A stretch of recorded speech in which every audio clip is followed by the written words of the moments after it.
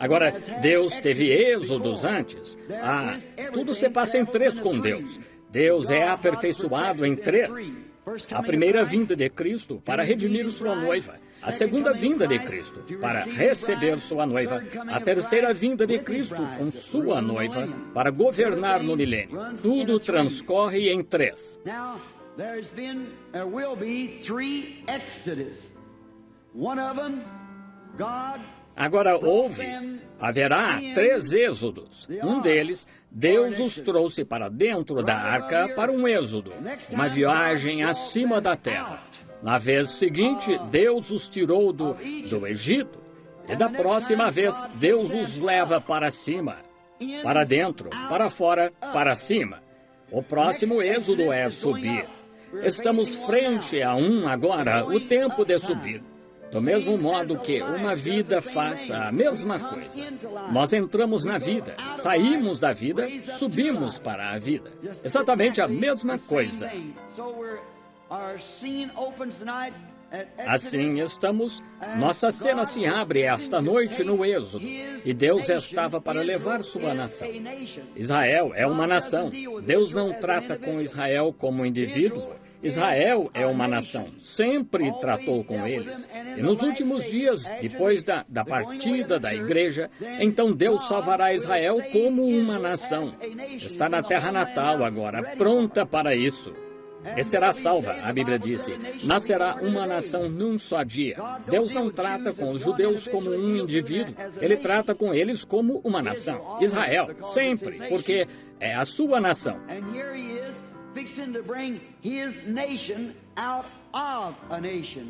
E aqui está ele prestes a tirar sua nação de uma nação, num êxodo, tirar seu povo de um juízo.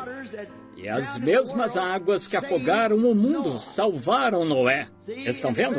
E o mesmo Espírito Santo que as pessoas estão rejeitando hoje receberá a igreja e a levará para cima e trará juízo sobre os que não creem nele.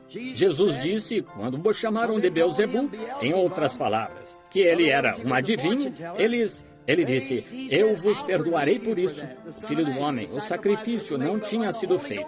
Mas quando o Espírito Santo vier fazer a mesma coisa, uma palavra contra ele nunca será perdoada, nem neste século, nem no futuro. Ele tem de ser rejeitado, e então o juízo cai depois disso. Vejam, o problema é que faz-me lembrar de uma história que li certa vez de um velho marinheiro chegando do mar, e um jovem poeta inglês indo para o mar. E assim, o poeta tinha escrito tanto sobre o mar, mas nunca o tinha visto, por isso estava a caminho. E o velho marujo lhe disse, com seu cachimbo na boca, disse, aonde vais, meu caro senhor?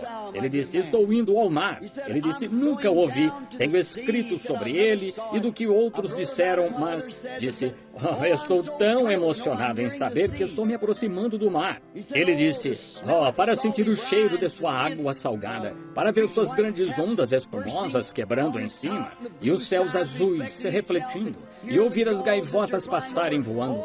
Estou emocionado só de pensar em vê-lo. O velho marujo disse, nasci nele 60 anos atrás, não vejo nada de tão bonito nele. Vejam, ele tinha visto tanto dele que se tornou comum para ele. Agora, esse é o problema da igreja pentecostal hoje. Ela tem visto tanto de Deus que Deus se tornou comum para eles. Nunca deixe ser assim. Aqui, não faz muito tempo, em Louisville, Kentucky, de onde venho, Jeffersonville, Indiana, fica do outro lado do rio. Uma senhora estava andando numa loja de 10 centavos e ela estava com um garotinho nos braços e estava indo aos balcões e ficando histérica. Ela pegava algo, mostrava ao garotinho, ele só ficava parado, olhando. Ela ia ao outro balcão e pegava algo para mostrar ao garotinho, ele só olhava. E depois de um tempo, ela pegou um sininho e começou a tocá-lo. E o garotinho só olhava. E ela começou a chorar e ergueu as mãos. E as pessoas na loja de 10 centavos a estavam observando. Então foram a ela para ver o que houve. Ela disse, meu filhinho, disse, ele só tem 3 anos. E disse, de repente, há mais ou menos um ano, ele só fica olhando no espaço. Ele disse, eu o levei ao médico. Ele disse, e o médico receitou certos tratamentos e coisas tais. Ele disse, e o médico me disse hoje que achava que ele estava melhor. Mas, disse, ele não está melhor. Disse, sacudi tudo diante dele, que devia atrair a atenção de um garotinho da sua idade. Tudo que atrairia um garotinho da sua idade, eu sacudi diante dele e ele só fica olhando no espaço. Disse, ele não está melhor.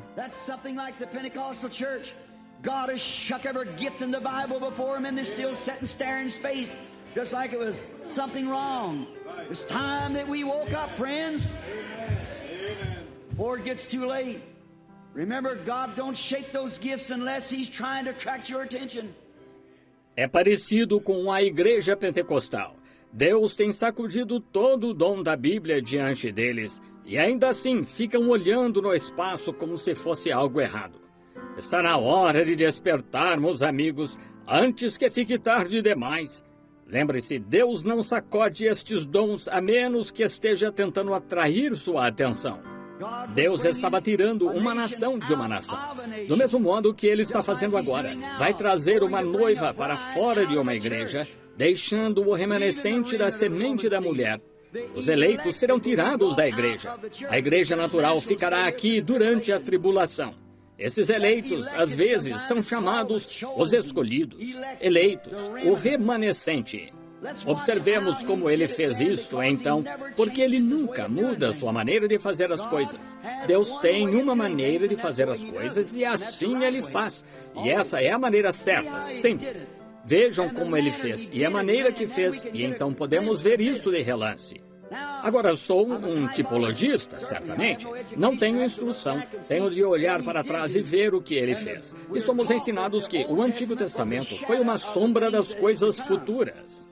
Assim, se eu olhasse aqui e nunca tivesse visto minha mão, e visse a sombra da minha mão e tivesse 5 dedos, eu teria uma boa noção, quando minha mão chegasse ali, que eu tinha 5 dedos. Assim, o que aconteceu com eles foram exemplos de como Deus faz as coisas, da maneira que Ele faz agora. E da maneira que Ele faz, Ele nunca varia. Toda vez na Bíblia, Ele nunca muda sua maneira de fazer as coisas. Continuamente o mesmo, porque como fez da primeira vez é a maneira perfeita. Porque ele não poderia ter nenhuma outra maneira, porque é perfeito. E ele, todas as suas maneiras são perfeitas. Notem como ele fez. Moisés foi chamado e pré-ordenado a assumir este trabalho que ele tinha assumido. Deus, agora eu acho, se me desculparem, e não digo de modo irrefletido, só digo nesta plataforma, eu não conheço nada e não quero conhecer nada exceto Deus. Agora, acho que é aí onde os nossos irmãos da chuva serôdia se confundiram. Vejam, impõem as mãos nos outros e os tornam profetas e tal. Agora, isso não é bíblico. Dons e vocações são sem arrependimento. Você nasce o que quer que você seja. Você é, no princípio, o que você é. Vejam aqueles fariseus nos dias passados. Eles tinham só um pouquinho de luz, porque tinham a lei e viviam pela lei, mas no fundo o coração era tão negro quanto podia. E havia uma pequena mulher, uma prostituta. Sua vida anterior aqui estava tão negra quanto podia. Ela era de má fama, mas no fundo do coração estava predestinada à vida.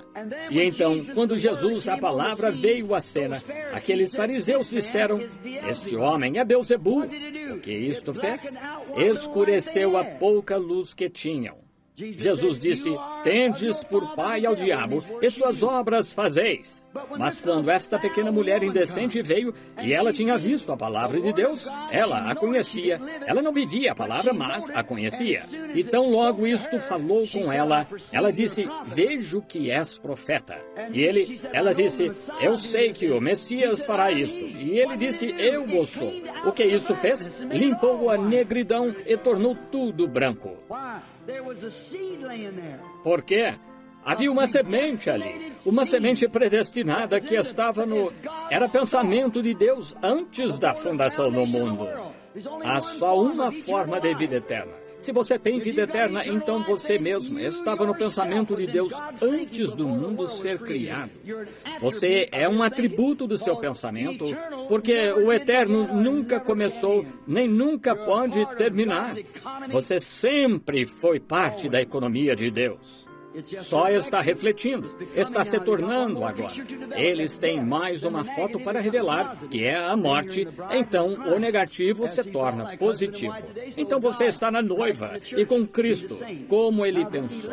Como marido e mulher, hoje, assim, Deus, Cristo e a igreja serão a mesma coisa. Agora, a eleita, chamada. Moisés nasceu um menino formoso. A Bíblia disse que um dos profetas, Jeremias, Deus disse, antes mesmo que foste formado no ventre da tua mãe, a nação te dei por profeta.